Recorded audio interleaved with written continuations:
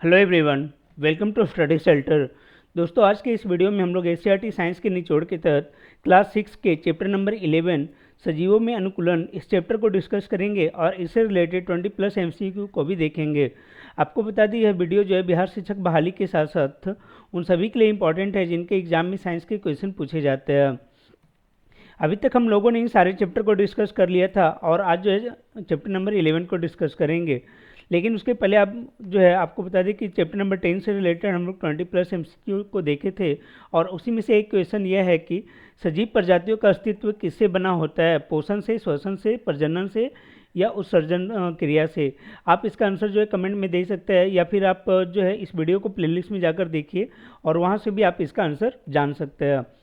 बात करते हैं आज के चैप्टर की। तो आज का जो चैप्टर है सजीवों में अनुकूलन, इस चैप्टर के अंतर्गत हम लोग यह जानने का प्रयास करेंगे कि अनुकूलन होता क्या है और ये क्यों आवश्यक है, और साथ ही जो है अनुकूलन किस प्रकार किस टाइप के होते हैं और ये जो है अलग अलग जो हैबिटेट है उन हैबिटेट में जो है वो जीव कैसे अपने आप को अनुकूलित करते हैं वहाँ रहने के लिए।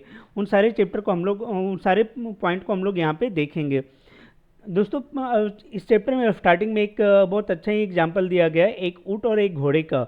यहाँ पे दिखाया गया है कि घोड़ा जो है वो ऊँट को बोलता है कि तुम इतना धीमा धीमा क्यों चलते हो, जो है हम तुमसे ज़्यादा तेज़ चलते हैं। तो मतलब, और फिर जब एक रेस होता है तो रेस में जो है वो मरुस्थल में घोड़ा जो है वो पीछे पड़ जाता है, वो जल्दी थक जाता है, जबकि ऊँट जो है वो काफ़ी आसानी से रेस को कंप्लीट करता है। तो वहाँ पे ये दिखाया गया है कि आखिर वो ऊँट के लिए जो है जो रेगिस्तान का एरिया है वो कैसे जो है उसके लिए अनुकूलन है, वो कौन कौन सी विशेषताएँ हैं ऊँट की जिसके कारण वो आराम से इन जगहों पे चल लेता है, जबकि जो तेज़ दौड़ने वाला घोड़ा है वो जो है उसे यहाँ पे परेशानी होती है। तो वो एक अनुकूलन का एग्जाम्पल यहाँ पे दिखाया गया है। सबसे पहले बात करें अगर अनुकूलन की, तो अनुकूलन होता क्या है।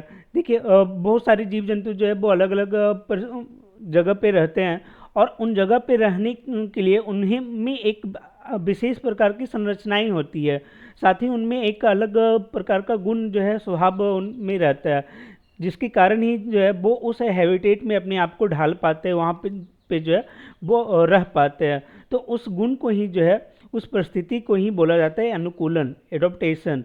ठीक है, तो वही चीज़ यहाँ पे बताया गया है कि पृथ्वी पर असंख्य जीव जंतु जो है एवं पेड़ पौधे पाए जाते हैं जिनमें अपने परिवेश में रहने के लिए कुछ विशेष संरचनाएं होती हैं, और ऐसी विशेष संरचनाओं एवं स्वभाव की स्थिति को क्या कहा जाता है, अनुकूलन कहा जाता है। ठीक है, साथ ही ये भी बताया गया कि वो जिस परिवेश में रहते हैं उस परिवेश में उन्हें क्या होता है कि भोजन, वायु और रहने का स्थान, ये सारी आवश्यकताएं पूरी होती है, इसलिए उस स्थान को जो है उनका वास स्थान या उसका हैबिटेट बोला जाता है। ठीक है, तो ये चीज़ जो है आप ध्यान रखिएगा कि हैबिटेट क्या हो गया और एडॉप्टेशन अर्थात अनुकूलन क्या हो गया। उसी का जो है अलग अलग एग्जाम्पल दिया गया है, जैसे कि आप यहाँ पहले ऊँट का देख लेते हैं। ऊँट के बारे में बोला जा रहा है कि इसके पैर लंबे होते हैं क्योंकि जो ये डेजर्ट के एरिया में रहता है वहाँ पे रेत गर्म होने के बावजूद जो है इसके शरीर को ज़्यादा गर्मी ना पहुँचे। ठीक है, और ये बहुत कम जो है वो मलमूत्र का त्याग करता है, पसीना भी नहीं के बराबर आता है, जिसके कारण जो है ये आराम से वहाँ पे सरवाइव कर पाते हैं। साथ ही ये जो है बहुत लंबे समय तक जो है बिना पानी पिए भी रह सकते हैं। इनके जो पैर होते हैं वो गद्देदार होते हैं, जिसके कारण क्या है कि ये रेत में इनके पैर धंसते नहीं हैं और ये आराम से चल लेते हैं, इसलिए ऊँट को जो है वो रेगिस्तान का जहाज कहा जाता है। उसी टाइप से अलग अलग परिस्थितियों में, जैसे कि जल के अंदर अगर मनुष्य या फिर उस टाइप के जीव जाए जो जल में नहीं रह सकते तो वो जो है सरवाइव नहीं कर पाएंगे, लेकिन बहुत सारे जो जलीय जंतु और पौधे होते हैं वो खारे पानी में भी रह लेते हैं। क्यों? क्योंकि वो जो है वहाँ पे श्वसन की क्रिया आराम से कर लेते हैं, जो जल में घुला हुआ ऑक्सीजन है वो उसका प्रयोग कर लेते हैं। उसी टाइप से अगर आप मछलियों को देखिए तो उनका शारीरिक संरचना इस टाइप से बना होता है कि वो आराम से जो है इनमें तैर सकती हैं, और जैसे उनके शरीर पे सल्क बना होता है जिसके कारण वो जो है जल में गति कर पाती हैं। उनके जो फिन होते हैं, जो पूँछ होते हैं, उसके सारे वो जो है अपना डायरेक्शन इजी वे में चेंज कर लेती है।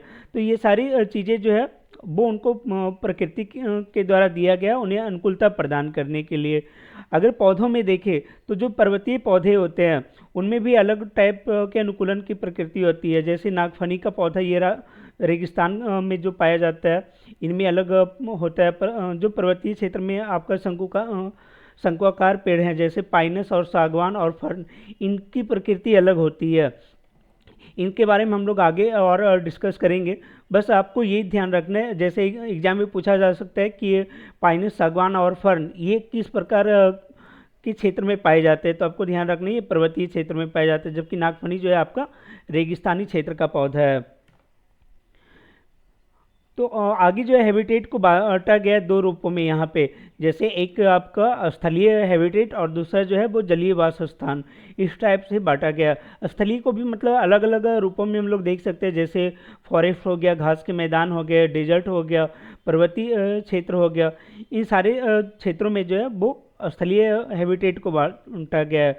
वहीं जो जलीय आवास हैं उन्हें भी जो है दलदल, खारे पानी की झीलें, समुद्र इत्यादि में जो है बांटा गया है, तालाब वगैरह में इन्हें बांटा जाता है। और हर एक जो क्षेत्र हैं उनकी अलग अपनी एक विशेषताएं होती है, उनकी उनमें रहने वाले जो जीव जंतु हैं, पौधे हैं, उनके अपने अलग गुण होते हैं। अब उसके अलावा यहाँ पे क्या है कि अनुकूलन के प्रकार के बारे में बताया गया। अनुकूलन का जो ये प्रकार है वो सामंजस्य स्थापित करने की जो क्षमता है उसके आधार पे बांटा गया है। जैसे एक होता है अल्प अवधि में विकसित होने वाले सामंजस्य, दूसरा है कि लंबी अवधि में विकसित होने वाले सामंजस्य। अल्प अवधि में विकसित होने वाले सामंजस्य का मतलब ये है कि अगर आप एक मैदानी क्षेत्र में निवास करने वाले हैं और आपको जो है वो पहाड़ी क्षेत्र में भेज दिया जाए, तो पहाड़ी क्षेत्र में क्या है कि आपको जो है वो सांस लेने में परेशानी होगी। इसके अलावा जो ठंड के मौसम में वहाँ पे भी जो आपको सर्वाइव करने में परेशानी होगा। तो वैसे परिस्थितियों में आप अपने अंदर जो चेंजेस लाते हैं उस चेंजेस के कारण आप वहाँ पे अस्थायी तौर पे अपने आप को अनुकूलित करते हैं रहने के लिए, तो उसे ही जो है बोला जाता है अल्प अवधि में विकसित होने वाले सामंजस्य या अनुकूलन। और उसका एक अलग नाम दिया गया है पर्यानुकूलन, अर्थात पर्यावरण के अनुरूप आप अनुकूलन बनाने की कोशिश कर रहे हैं। जबकि लंबी अवधि में जो विकसित होने वाला सामंजस्य या अनुकूलन है उसे बोला जाता है अनुवांशिक अनुकूलन।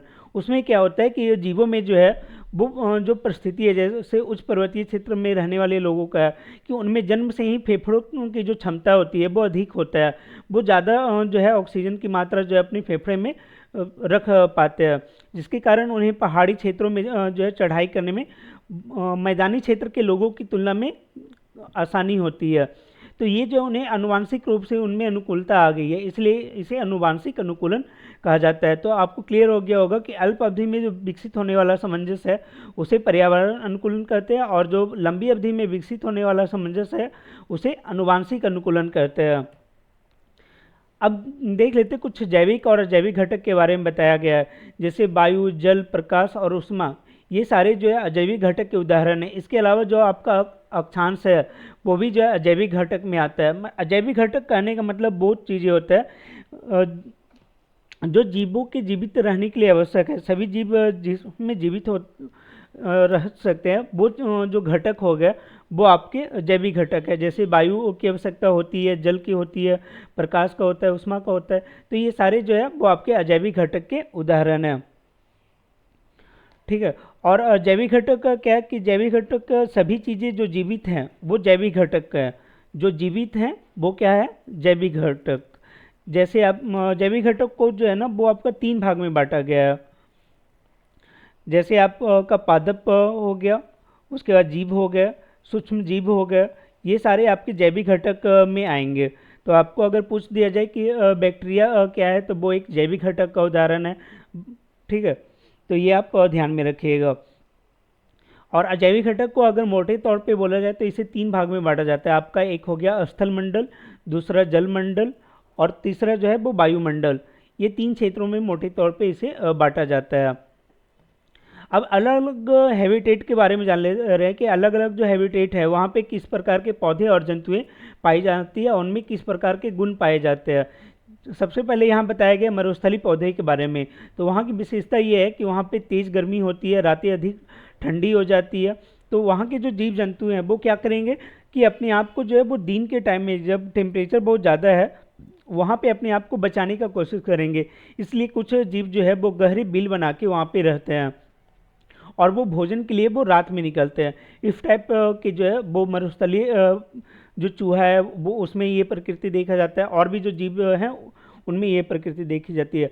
पौधे क्या है कि अपने आप को सरवाइव करवाने के लिए इनकी जो पत्तियां हैं वो पत्ती से जो है ज़्यादा बाष्पोत्सर्जन ना हो तो वो कांटों के रूप में परिवर्तित हो जाती है, और इनके जो तने हैं वो मोटे होते हैं ताकि जो जल का संग्रहण है वो ज़्यादा कर सके। तो इस टाइप से ये जो है अपने आप को सरवाइव करते हैं।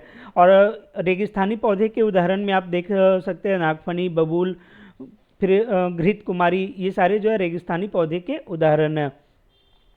वहीं अगर पर्वतीय क्षेत्र के पौधे के बारे में बात करें तो इनके जो पौधे होते हैं वहाँ की विशेषता क्या है, वहाँ बहुत ठंड होगी, सर्दियों में जो है वो हिमपात वगैरह होगा। तो जब हिमपात होगा तो अगर इनके पत्ते जो है वो चौड़े होंगे, ठीक है, अगर इनके पत्ते चौड़े हैं तो चौड़े पत्ते होने के कारण क्या है कि बर्फ़ जो गिरेगी तो बर्फ़ जो है इनके ऊपर जमा हो जाएगा, तो वैसे में इनके पेड़ के टूटने के चांसेस बढ़ जाएंगे। इसलिए इनकी जो पत्ते होते हैं वो पत्तियां जो है वो सुई के समान नुकीली होती है, ठीक है, और पतली होती है। ये चीज़ यहाँ पे होता है। इसके अलावा जो इनकी ब्रांचेज होते हैं, शाखाएं होती है, वो तिरछी होती है ताकि जो है वो जो बर्फ़ है वो आराम से जो है धीरे धीरे अपना गिर जाए, यहाँ पे अटका हुआ ना रहे। ये चीज़ें है। फिर वृक्ष की जो आकृति है वो कीप जैसी होती है, अर्थात शंक्वाकार होती है।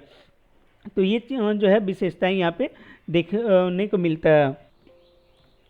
और देखते हैं अगर वहाँ के पर्वतीय क्षेत्र के जानवर की बात करें तो उसमें एक जानवर आपका याक है, और भी उस टाइम जो जानवर होते हैं उनमें विशेषता क्या होती है पर्वतीय क्षेत्र में कि उनकी जो त्वचा होती है वो मोटी होती है, और उन पे जो है वो ऊन या उनके बाल जो है वो मोटे होते हैं या फर होते हैं, जिसके कारण क्या है कि वो ठंड से बचे हुए रहते हैं, ठीक है, ये उनके शरीर को गर्माहट देता है। इसके अलावा आप देख सकते हैं जैसे पहाड़ी तेंदुए हैं, उन्हें उनके ऊपर भी जो है वो फर होती है, और जिसके कारण वो अपने आप को सरवाइव कर लेते हैं। इसके अलावा क्या उनके जो पैर होते हैं उनमें भी ये फर पाए जाते हैं, जिसके कारण उन्हें ठंड भी नहीं लगती, और वो आराम से जो है उनकी पैर की आकृति ऐसी बनी होती है कि वो बर्फ़ पे आसानी से चल लेते हैं। पहाड़ी बकरी की विशेषता ये होती है कि उनके जो खुर होते हैं वो ढालदार चट्टानों पे दौड़ने के लिए अनुकूलित होते हैं, मतलब इस टाइप के होते हैं कि वो जो आराम से उस पहाड़ की नुकीली जो चट्टानें हैं वहाँ पे भी आराम से चल लेती है, दौड़ लेती है। तो ये सारी जो विशेषताएं हैं उन्हें जो है वहाँ पे अनुकूलता प्रदान करती है।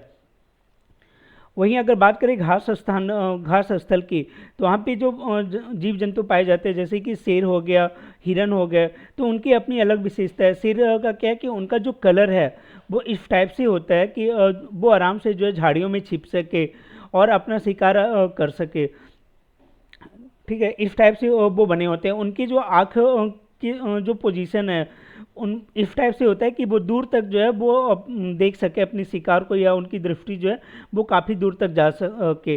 तो इस टाइप से जो है उनकी शरीर की बनावट बनी हुई होती है।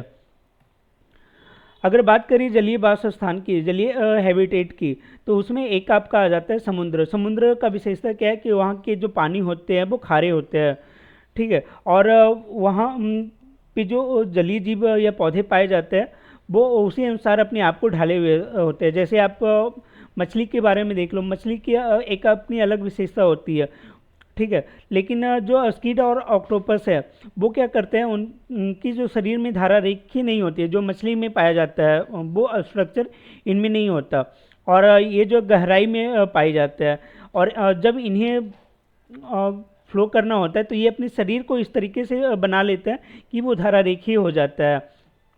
और ये जो श्वास लेने के लिए ये गलफड़ी का यूज़ करते हैं, क्लोम का यूज़ करते हैं।